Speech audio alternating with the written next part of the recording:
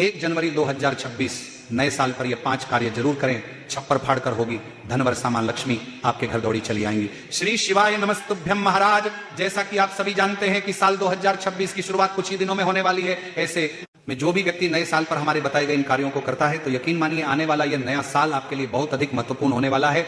आपके जीवन से जो दुख और परेशानियां हैं वह सभी समाप्त होने वाली है। और भक्तों, जो भी व्यक्ति इन 5 कार्यों को आने वाले इस नए साल में करेगा तो यकीन मानिए आपके जीवन में फिर कभी धन धान्य की समस्या नहीं होगी। तो चलिए भक्तों, जानते हैं उन विशेष कार्यों के बारे में। लेकिन उससे पहले यदि आपको यह जानकारी उचित लगे तो वीडियो को लाइक करें, चैनल को सब्सक्राइब करें और कमेंट में ओम नमः शिवाय या जय मां लक्ष्मी जरूर लिखें। तो देखिए भक्तों, सबसे पहले तो आपके घर में जो मंदिर होता है तो आपको अपने घर के मंदिर में प्रतिदिन 1 लोटा जल भर करके अवश्य ही रखना है। आप चाहे कोई सा भी छोटा सा पात्र लेकर के उसमें जल भरकर रख सकते हैं।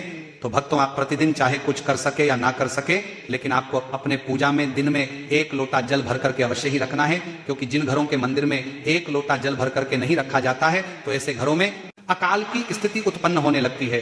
इसी के साथ भक्तों, जो पूजा मंदिर में दीपक होता है, चाहे वो पीतल का हो, तांबे का हो या मिट्टी का हो, उसे आपको प्रतिदिन जल से धो करके ही उसमें दिया बाती करना चाहिए। और जो दीपक तुलसी के वहां जलाया जाता है उसे आपको रोज धोने की आवश्यकता नहीं है, केवल आप साफ करके उसमें पुनः दीपक जला सकते हैं। इसी के साथ भक्तों, अगला जो कार्य है वो आपको करना है कि प्रतिदिन आपको अपने पूजा मंदिर में दिया बाती अवश्य ही करना है। देखिए भक्तों, जो सुबह शाम दिया बाती किया जाता है उसमें भी जो शाम का दिया बाती होता है उसका बहुत अधिक महत्व होता है। अब देखिए भक्तों, यहाँ पर कई भक्तों का सवाल रहता है कि गुरुजी, घर के मंदिर के अलावा और किस स्थान पर दिया बाती करना सबसे अच्छा माना जाता है? तो देखिए भक्तों, सबसे पहले तो पूजा घर मंदिर में दिया बाती करना सबसे अच्छा माना जाता है। इसके बाद तुलसी के क्यारे के वहां भी प्रतिदिन दीपदान जरूर ही करना चाहिए। और साथ ही प्रतिदिन आपको अपने मुख्य द्वार पर भी किसी भी तरफ एक दीपक अवश्य ही प्रज्वलित करना चाहिए।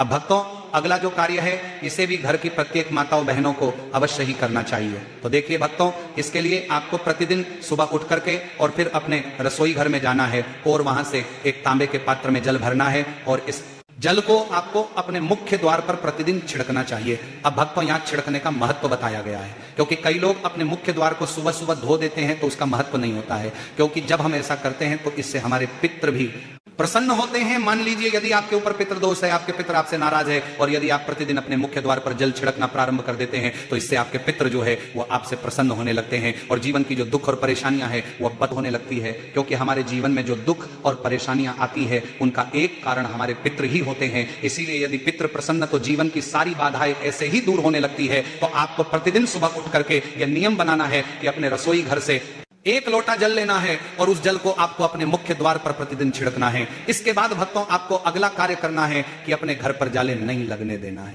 क्योंकि भक्तों, आपने देखा होगा कि जो मकड़ियां होती हैं वो जाले बनाने लगती हैं। तो आपको विशेष ध्यान रखना है कि मकड़ियों के जाले आपको अपने घर पर नहीं रहने देना है।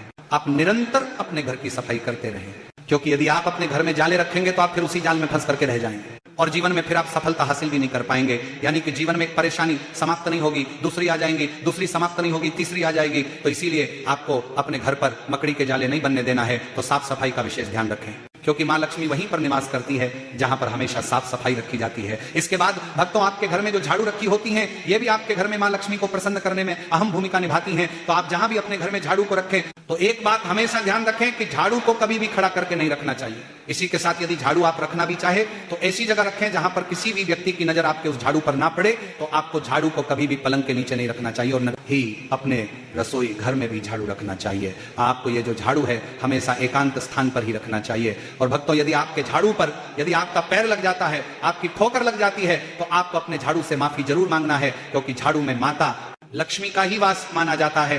तो आपको झाड़ू का पूर्ण रूप से सम्मान करना चाहिए। इसी के साथ भक्तों, आने वाले इस नए साल पर आप सभी अपने घर के दरवाजे पर स्वास्तिक बना सकते हैं। आप चाहे 1 या 2 स्वास्तिक अपने मुख्य द्वार पर बना सकते हैं और ये स्वास्तिक आपको रोली या फिर कुमकुम से ही बनाने हैं। तो भक्तों, आने वाले इस नए साल पर आपको अपने मुख्य द्वार पर 2 स्वास्तिक का निर्माण अवश्य ही करना है, ताकि आपके घर में हमेशा सकारात्मक ऊर्जा प्रवेश करे और आने वाला यह नया साल आपके लिए अपार खुशियां लेकर के आ सके। इसके बाद भक्तों, अगला कार्य जो कि है, जब सुबह का समय होता है, यानी कि जब भी आप उठते हैं ब्रह्म मुहूर्त में या 7-8 बजे तक, तो सुबह के समय में आपको भगवान के भजन अवश्य ही लगाकर रखना है। आप चाहे तो अपने मोबाइल में, चाहे तो टीवी में भी लगाकर रख सकते हैं, क्योंकि इससे वातावरण सकारात्मक होता है और जो हमारे सुबह की शुरुआत होती है वो भी भजन से ही होती है, जिससे कि हमारा पूरा दिन यहाँ पर अच्छा निकलता है। इसी के साथ भक्तों नया साल आने वाला है, तो ऐसे में आपको कभी भी अपने घर पर कबाड़ इकट्ठा नहीं करना है, और कबाड़ रखा भी हुआ है तो उसे आपको बाहर कर देना है, क्योंकि कई बार हमारे जो काम की वस्तुएं नहीं होती उन्हें हम अपने घर की छत पर या किसी भी स्थान पर पटक देते हैं, तो हमें कबाड़ इकट्ठा नहीं करना, इस बात का भी आपको ध्यान रखना है। इसके बाद भक्तों आपको अगला जो कार्य करना है, जो कि है गाय के उपले या जो कंडा होता है उसकी धुनी आपको जरूर लगानी चाहिए।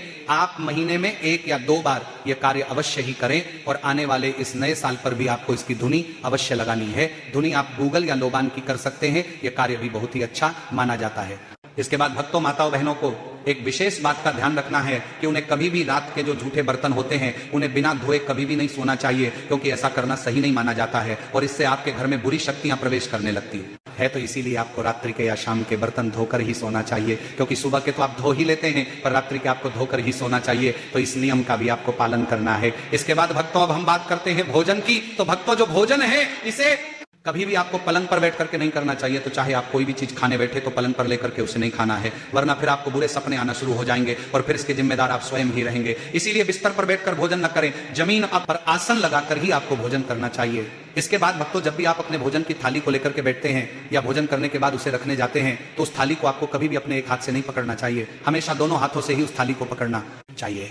इसी के साथ भक्तों कभी भी अपने भोजन की थाली में जूठा नहीं छोड़ना चाहिए। जितना भोजन आपको खाना है उतना ही आपको लेना चाहिए, और कभी भी भोजन की थाली में हाथ नहीं धोना चाहिए। तो इस विशेष बात का भी आपको ध्यान रखना है। इसी के साथ भक्तों आपको अपना जो मुख्य द्वार होता है, प्रवेश द्वार होता है, उसे हमेशा आपको साफ सुथरा रखना है, क्योंकि आपके मुख्य द्वार से ही सकारात्मक ऊर्जा और नकारात्मक ऊर्जाएं प्रवेश करती है। इसीलिए मुख्य द्वार को हमेशा साफ रखें। इसी के साथ आपको मुख्य द्वार को 24 घंटे में एक बार जरूर धोना चाहिए, और प्रतिदिन मुख्य द्वार पर आपको सुबह के समय झाड़ू अवश्य ही लगाना चाहिए, और प्रतिदिन आपको अपने मुख्य द्वार पर जल भी अवश्य ही छिड़कना चाहिए सुबह के समय में। तो इस बात का भी आपको विशेष रूप से ध्यान रखना चाहिए। इसी के साथ भक्तों आपको जो अपने जूते चप्पल हैं इन्हें भी आपके घर में इधर उधर कहीं भी नहीं रखना चाहिए, क्योंकि यदि आप ऐसा करते हैं तो इससे आपके घर में दरिद्रता आती है, यानी कि घर में पैसों की तंगी बढ़ने लगते हैं। इसीलिए आपको जो है अपने चप्पल और जूते को इधर उधर नहीं रखने हैं, व्यवस्थित रूप से आपको अपने घर में चप्पल और जूते को रखना चाहिए। इसी के साथ चप्पल या जूते पहनकर आपको अपनी रसोई घर में या फिर बेडरूम आदि में भी नहीं जाना चाहिए। अब कुछ लोग कहेंगे कि हम तो अपने घर की ही चप्पल पहनते हैं, तो घर की चप्पल हो या बाहर की हो, चप्पल चप्पल ही होती है, इसलिए रसोई घर में भी चप्पल का प्रयोग ना करें। आप मोजे पहनकर अपने घर में घूम सकते हैं, लेकिन चप्पल पहनकर नहीं घूमना चाहिए, इसे अच्छा नहीं माना जाता है। तो इस बात का भी आपको ध्यान रखना है। इसी के साथ भक्तों आपने देखा होगा कि कई लोग अपने घर को अधिक सुंदर बनाने के लिए कई तरह के पेड़ पौधे लगा लेते हैं, और उनमें वो कांटेदार पौधे भी वो लगा लेते हैं। तो भक्तों यदि आप भी अपने जीवन दुख और परेशानियों को नहीं बुलाना चाहते तो आपको अपने घर की सीमा के अंदर कांटेदार पौधे नहीं लगाना चाहिए। इसी के साथ कुछ वृक्ष भी ऐसे होते हैं जिन्हें घर पर नहीं लगना चाहिए। उन्हीं वृक्षों में से पहला वृक्ष आता है बेर का वृक्ष। बेर के वृक्ष में भी कांटे होते हैं, इसलिए इस वृक्ष को भी नहीं लगाना चाहिए। इसके बाद में केला भी जो है घर के अंदर नहीं लगाया जाता है, घर के बाहर लगा सकते हैं पर घर के अंदर नहीं लगा सकते हैं। इसके बाद अनार का भी एक ऐसा पेड़ होता है जो कि घर में नहीं लगाया जाता।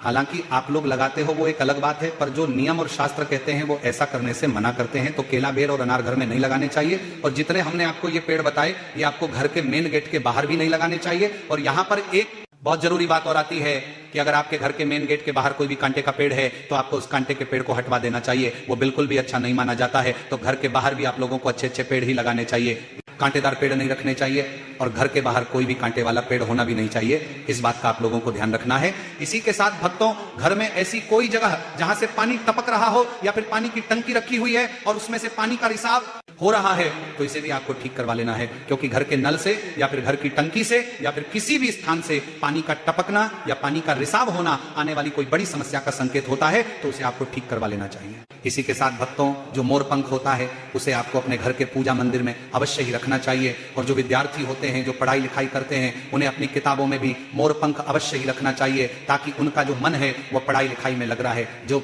सके और उन्हें भी अपने जीवन में तरक्की प्राप्त हो सके। तो विद्यार्थी के लिए मोर पंख बहुत ही शुभ माना जाता है। तो भक्तों ये कुछ ऐसे नियम थे, कुछ ऐसे कार्य थे जिन्हें आपको नए साल में अवश्य ही करना चाहिए। यदि जानकारी उचित लगी हो तो वीडियो को लाइक करें, चैनल को सब्सक्राइब करें और कमेंट में ओम नमः शिवाय जरूर लिखें।